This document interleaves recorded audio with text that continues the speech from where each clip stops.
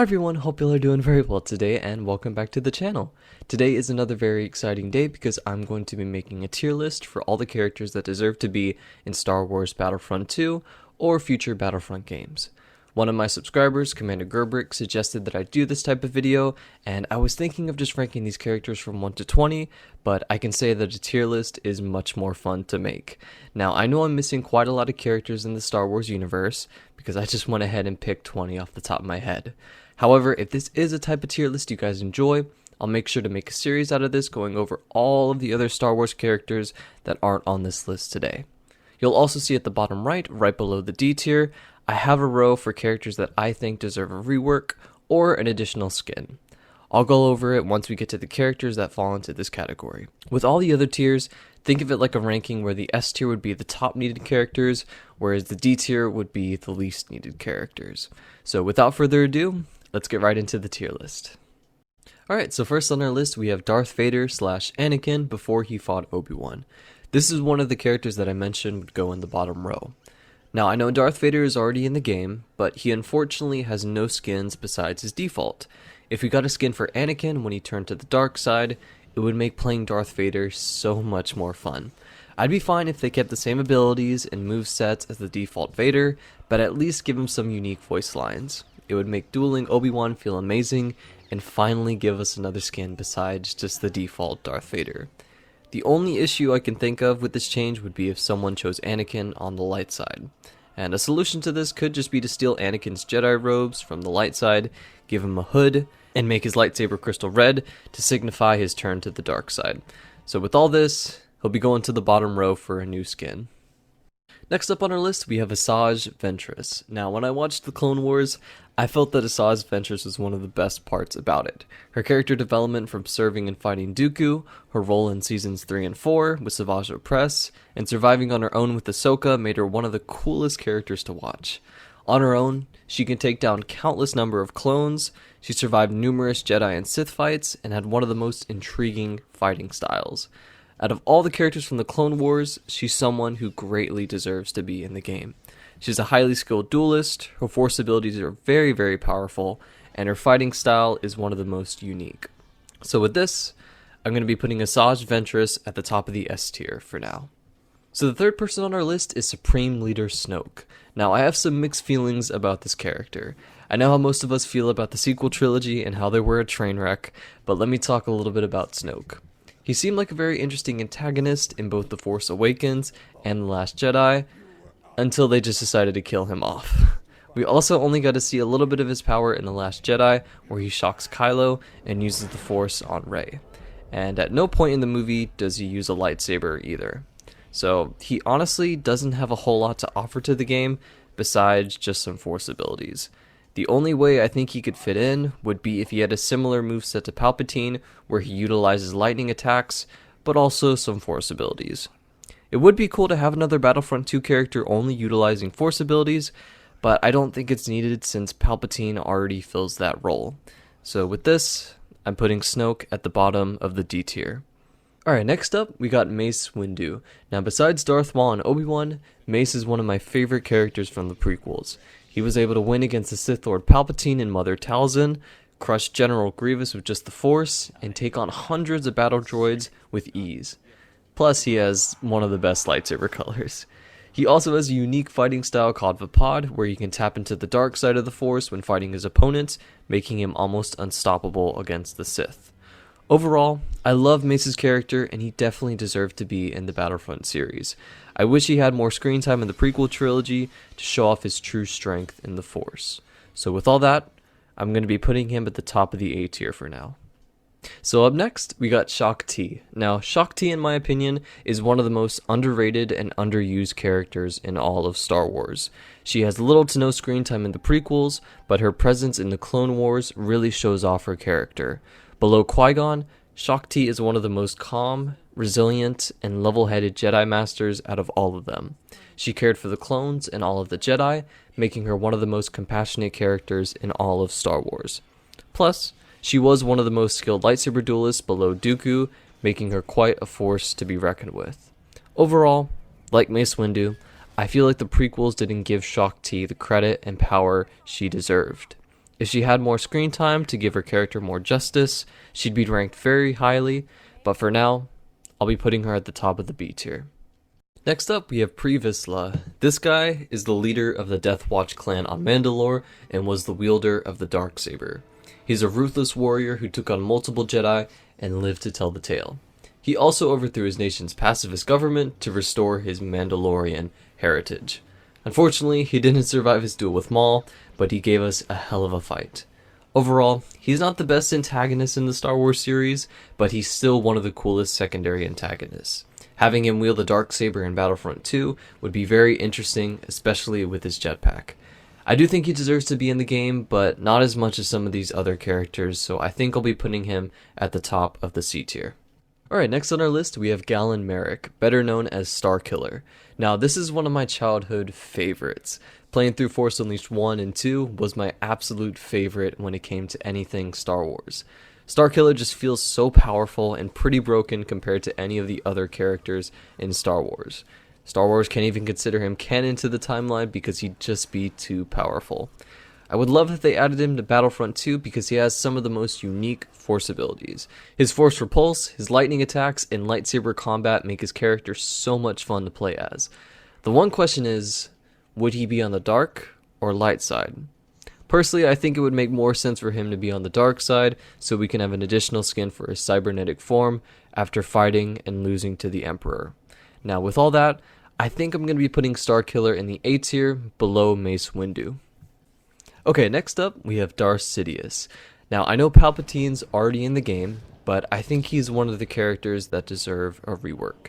As much as I love playing the Emperor in Battlefront 2, I feel that we're missing out on a lot of his potential.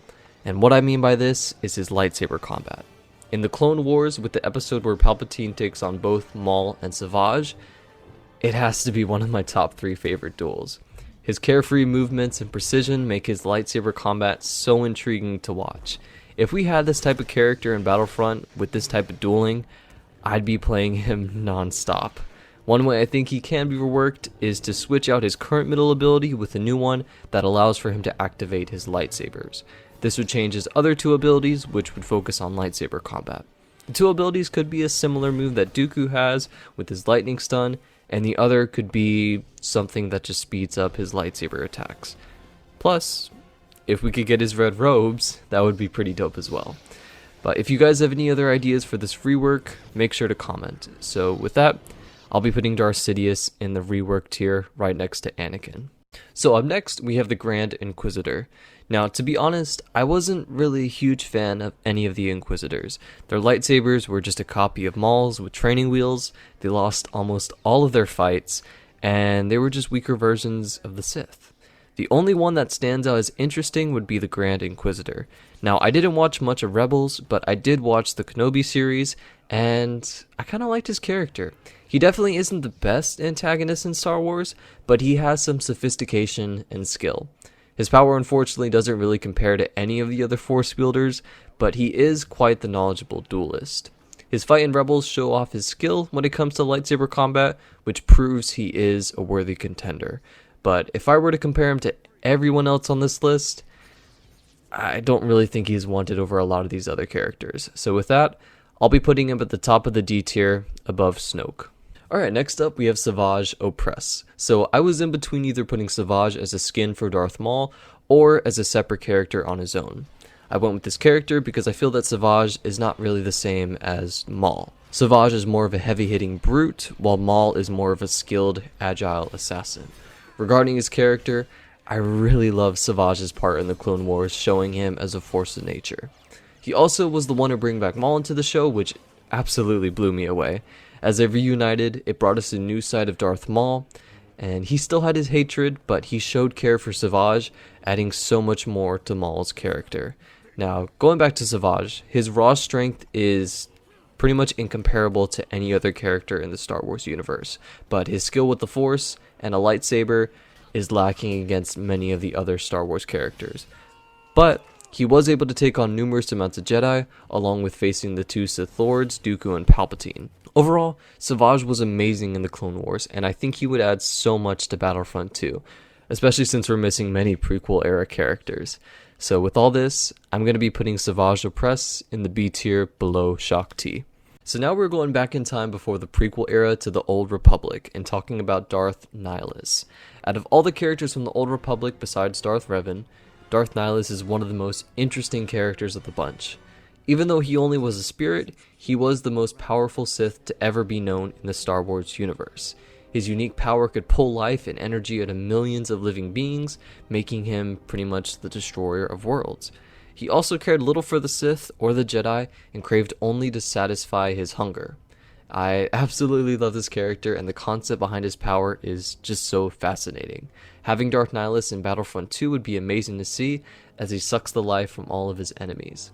The amount of power this guy possesses is catastrophic, and it's obvious that he deserves a spot.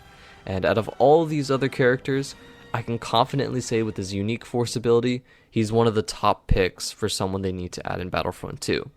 We have no one from the Old Republic, he's one of the most powerful Sith of all time, and his presence would show the true meaning of the Sith: fear. So with all that, I'm going to be putting Darth Nihilus at the top of the A tier for now. Alright, next on the list we have Qui-Gon-Jinn.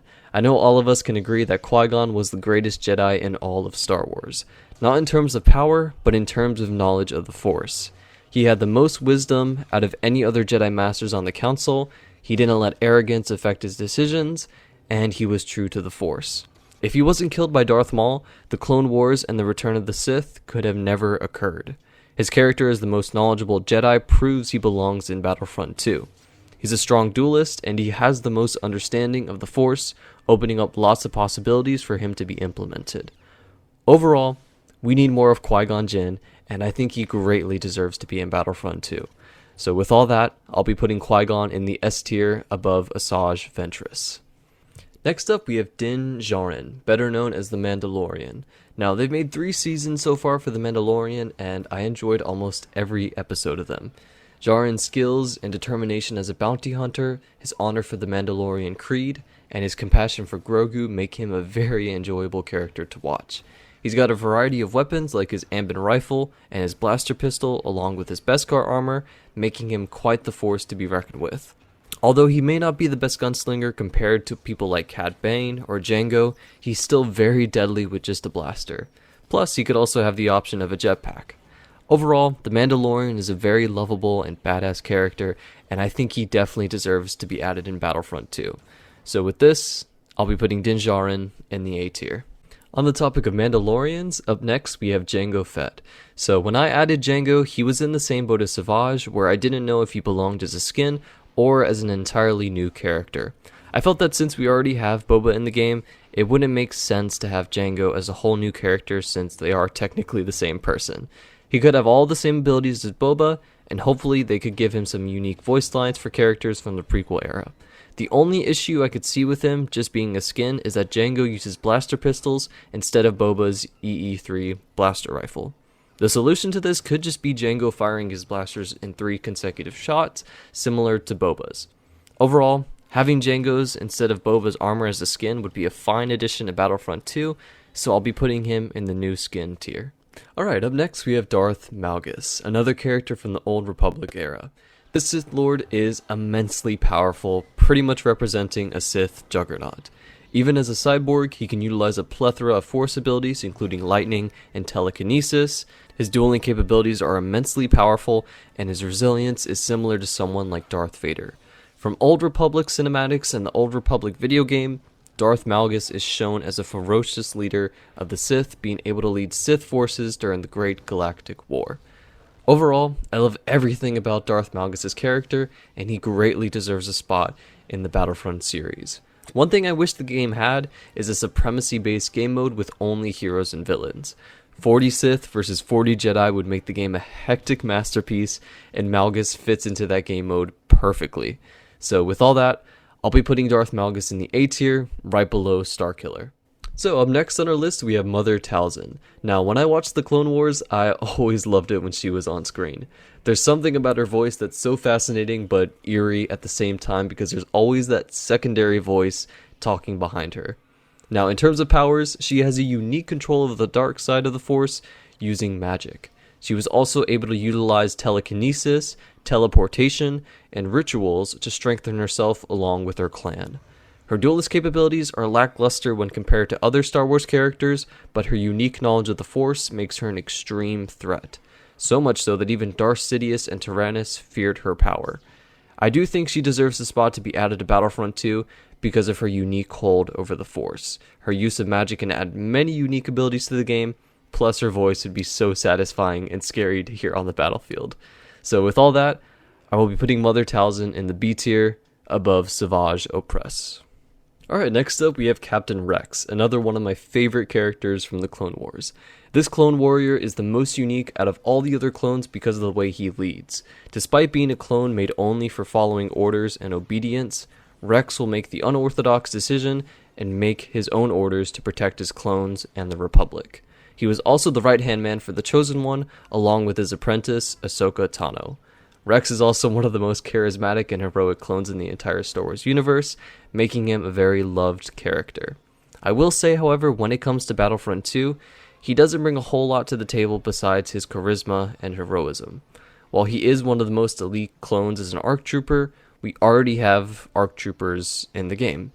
I will say that Captain Rex deserves a spot as one of the heroes because of how much he's accomplished in the Clone Wars, but I don't think he compares to a lot of the other characters on this list. So with that, I'll be putting Captain Rex at the top of the C tier. On the topic of the Clone Wars, we have up next Ahsoka Tano.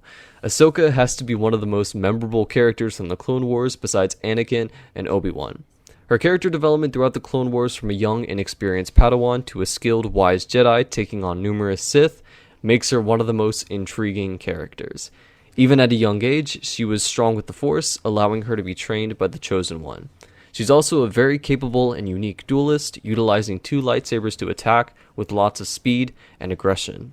Her also being one of the couple surviving Jedi of Order 66 shows her resilience and capabilities as a Force wielder. Overall, I do think Ahsoka Tano definitely deserves to be added to Battlefront 2 for how much she's contributed to the Star Wars universe. She's a very iconic character with an amazing story, and with that, I'll be putting her in the S tier above Asajj Ventress. Up next, we have Ki-Adi-Mundi. Now, this character is very unique as he's one of the most controversial Jedi. He's very arrogant as he didn't trust Qui-Gon or Ahsoka, and he's a sociopath who believes that Jedi should feel no emotion, even for the loss of a fellow Jedi, family, or clones. But he is a very wise and combat-driven warrior. He was the general for the Clone Marines and was a beast on the battlefield, able to take on Grievous at his prime and survive. While Ki-Adi-Mundi isn't the best Jedi in terms of morals, he has lots of wisdom and power with the Force. Having him in Battlefront 2 would be a nice feature as he's one of the most ruthless and unorthodox Jedi. So with that, I'll be putting him at the bottom of the B tier. Last but not least, we have Darth Revan, the best of the best. Now, I have explained all the previous characters briefly, but I'm going to be going into detail with Revan since he is one of my top favorite characters. Being both a Jedi and a Sith, he has one of the most interesting character arcs as one of the strongest Force wielders in all of Star Wars. Rocking a Mandalorian helmet, he was one of the strongest Jedi Knights of his time. He was also the first wielder of the purple lightsaber crystal. During his time as a Jedi, he defeated Mandalore, making him a hero of the Republic. But later in his lifetime, after turning to the dark side by Emperor Vizsla, he and his sidekick Darth Malak took the fight to the Republic. Soon, however, Darth Malak felt that Revan wasn't as capable as him, causing a fight between the two. After Darth Malak lost the fight, he took the initiative to try and kill Darth Revan, and almost succeeded. After the attack, the Jedi saved Revan and took him back to the Council to erase his memories as a Sith to help bring him back as a Jedi Knight. So, keep in mind, this guy has gone from a Jedi to a Sith and now back to a Jedi. Wanting his revenge on the Sith Lord champion Darth Malak, he succeeded in killing his former sidekick, making him a hero of the galaxy yet again. But his story doesn't end there. Still filled with revenge, Revan took on a journey to kill the Emperor of the Sith, Vizsla. Unfortunately, he did not succeed, and Revan was killed.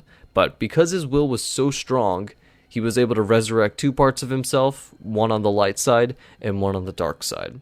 His dark side, called Dark Revan, was fueled by rage, and he wanted to seek revenge against the spirited Vizsla. He attempted to resurrect the Emperor and failed by both the Jedi and the Sith.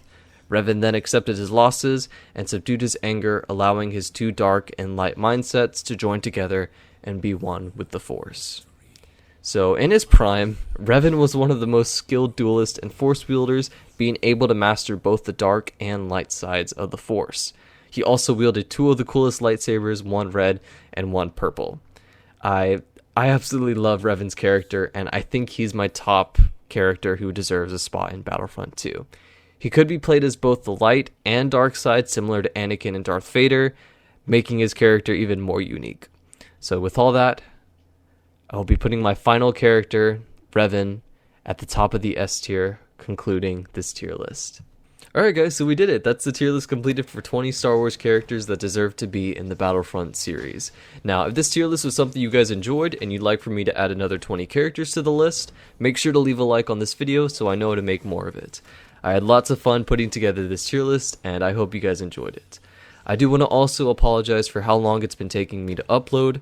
Work and school have backed me up on my YouTube schedule, so I've been quite behind. But I'll make sure to always keep you guys updated with new content, and as always, I hope you guys have a great rest of your day, and thank you so much for watching.